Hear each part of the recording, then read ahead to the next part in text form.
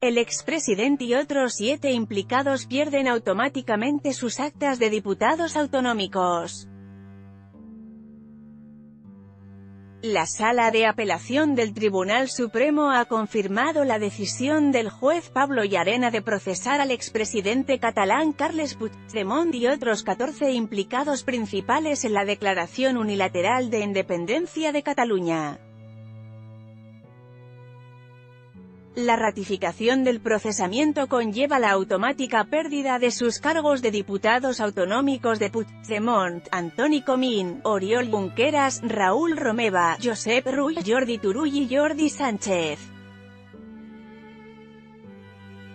La sala, presidida por Miguel Colmenero e integrada por Alberto Jorge y Vicente Magro, ha confirmado los delitos objeto de procesamiento. La sala explica que este no es el momento establecer de forma definitiva si los actos de violencia ocurridos durante el proceso pueden ser vinculados a todos los procesados, o si la entidad de la violencia empleada fue suficiente para considerar que el alzamiento de las autoridades autonómicas contra el ordenamiento constitucional reúne las características propias de un delito de rebelión. Los indicios disponibles, afirma, permiten considerar que esa calificación de rebelión es, en este momento procesal, suficientemente razonable como para no descartarla de modo absoluto.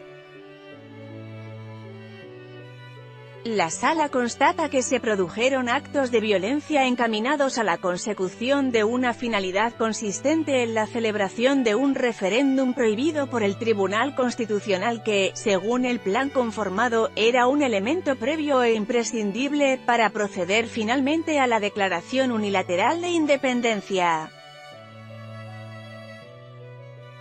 La ejecución de esos actos fue asumida y alentada, directa o indirectamente, desde los autores del plan, que, ante la imposibilidad de una negociación orientada a ese objetivo, planearon la movilización popular y el enfrentamiento físico con los agentes representantes del Estado como la forma de obligar a este a claudicar y aceptar aquella declaración y el mismo hecho de la independencia.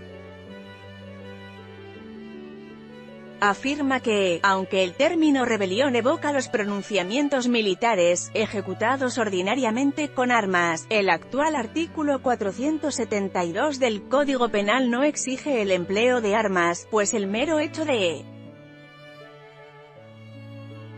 los autores hayan llegado a esgrimirlas, sin que sea preciso que las hayan utilizado, constituye un elemento de agravación de la conducta, que constituye rebelión en su modalidad básica. Rebelión sin armas. Aunque la violencia debe estar necesariamente presente, cabe una rebelión sin armas, explica. No se opone a ello la existencia en el Código Penal de preceptos relativos al delito de rebelión cuando se cometa con armas, pues no suponen otra cosa que previsiones legales para los casos más graves, subraya la sala en respuesta a Jordi Cuixart, que se refería en su recurso como ejemplos de rebelión a los alzamientos militares de 1936 y de 1981. La sala indica que, no es descabellado sostener en este momento procesal que existe un alzamiento cuando las autoridades legítimas de una comunidad autónoma, integrada como parte de España, deciden, desde el ejercicio del poder, derogar de hecho la Constitución, el estatuto que garantiza y regula su amplísimo autogobierno, y el resto del ordenamiento jurídico que se oponga a sus designios, sustituyendo todas esas normas por otras emanadas de sus propios órganos legislativos, negando con todo ello la autoridad del Estado y constituyéndose en un poder político absolutamente autónomo, utilizando de forma torticera un poder que les fue conferido con otras y muy diferentes finalidades. La sala explica que es claro que esta clase de conducta no es exactamente igual en su configuración al clásico pronunciamiento militar, pero esa falta de similitud formal no impide la posibilidad de considerarla correctamente dentro del precepto correspondiente de la rebelión.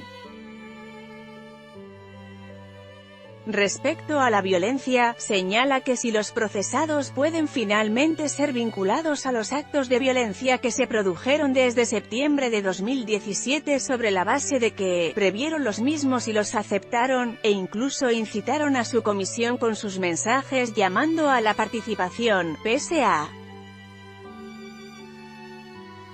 que sabían que el Estado se opondría físicamente a la votación, todo ello para conseguir el objetivo final de la Declaración de Independencia, es una cuestión que ahora puede ser aceptada debido a los indicios existentes, aunque su resolución final precisará de las pruebas que se practiquen en el juicio.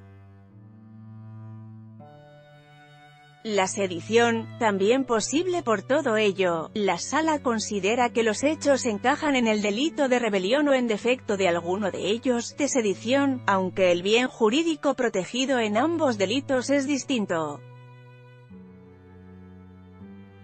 El primero está incluido entre los delitos contra la Constitución y el segundo lo está entre los delitos contra el orden público, de manera que las finalidades de la acción de alzamiento público, contempladas en la rebelión no son precisas en el delito de sedición. En relación con el delito de malversación, los recurrentes alegaban indefensión por el hecho de que el juez instructor ampliara hechos constitutivos de este delito en el auto en el que rechazaba los recursos de reforma al procesamiento. La Sala rechaza que exista indefensión puesto que no se trata de hechos nuevos sino precisiones fácticas del mismo hecho, relativas a haber utilizado fondos públicos para la satisfacción de los gastos originados por las actividades ilegales relacionadas con la celebración del referéndum del 1 de octubre. En este sentido, el tribunal reitera que la instrucción continúa después del auto de procesamiento, por lo que pueden aparecer nuevos datos, sin que ello suponga indefensión para los procesados, siempre que no impliquen la introducción de hechos que pudieran constituir un nuevo delito diferente de los ya imputados. Malversación, hubo engaño. Descartada la indefensión, el tribunal concluye que desde la óptica del auto de procesamiento que exige indicios racionales de carácter provisional, en los hechos investigados, se hizo un sistema de engaño que, bajo la apariencia de partidas presupuestarias correctamente ejecutadas, ocultaba el destino de cantidades a otros fines relacionados con la celebración del referéndum, lo cual resulta suficiente a los efectos de considerar la existencia de los indicios racionales de criminalidad que exige el procesamiento. En lo que se refiere a los delitos de desobediencia, algunos de los recurrentes habían alegado que se acogieron al reglamento del Parlamento y que su actuación está protegida por la inviolabilidad parlamentaria. La Sala se remite a los argumentos que ya ha venido esgrimiendo en autos anteriores, pero considera importante recordar que los actos de desobediencia objeto del procesamiento no se han producido en una ocasión aislada respecto de una concreta resolución, sino que, al menos desde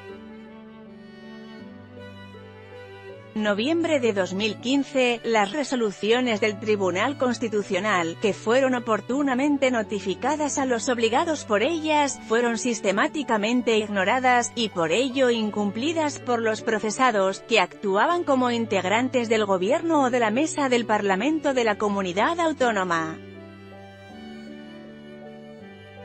La Sala reitera que en la presente causa no se persigue a quienes defienden un proyecto político, lo cual es legítimo dentro de nuestro sistema constitucional, sino a quienes para conseguir sus objetivos han acudido a actos de violencia, que, aunque realizados por terceros, habían sido incitados directa o indirectamente y asumidos por ellos.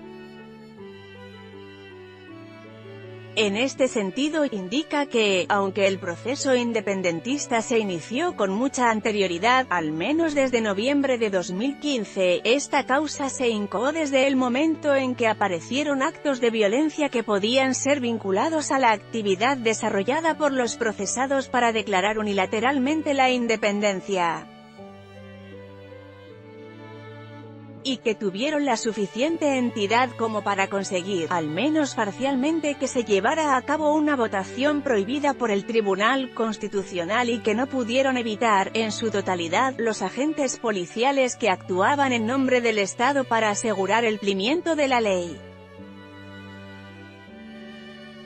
Banalizar lo ocurrido. La Sala considera que los recurrentes, al calificar los hechos como defensa de un proyecto político mediante una actitud festiva y pacífica, parecen insistir en una cierta banalización de lo ocurrido, donde la desproporción y la violencia ilegítima, según los recurrentes, fue causada por el Estado contra ciudadanos que acudían pacíficamente a votar. Frente a este planteamiento, el tribunal califica los hechos de una inusitada gravedad en un sistema democrático, por lo que no resulta extraño ni desproporcionado que las consecuencias originadas por los hechos cometidos también alcancen un grado superior de importancia. Frente al argumento de los recurrentes de que únicamente pretendían ejercer el derecho democrático al voto, la Sala argumenta que en el ámbito de las democracias desarrolladas ese derecho no se puede ejercer en cualquier momento, de cualquier manera o sobre cualquier aspecto, cuando un grupo de ciudadanos lo desee, y que en España el sistema incluso es extremadamente generoso. España es una democracia perfectamente lograda dentro de la Unión Europea, con una constitución muy asentada y de observancia y aplicación normalizada. Incluso, puede decirse, es un sistema extremadamente generoso, en tanto que permite la presencia y actuación en su seno de quienes pretenden abolirlo, en pie de igualdad con quienes lo defienden. El auto explica que los ciudadanos de Cataluña, al igual que los del resto de España, ejercen su derecho al voto en elecciones libres en el tiempo marcado por la Constitución y las leyes. Esas leyes, añaden los magistrados, garantizan los derechos de las minorías y pueden ser modificadas siguiendo los cauces establecidos, pero por el contrario, un grupo de ciudadanos más o menos mayoritario, aunque sea numeroso, no puede dejarlas sin efecto acudiendo a vías de hecho o fuera de las vías legales. En esas circunstancias no se justifica el asalto a la ley y su derogación acudiendo a vías de hecho.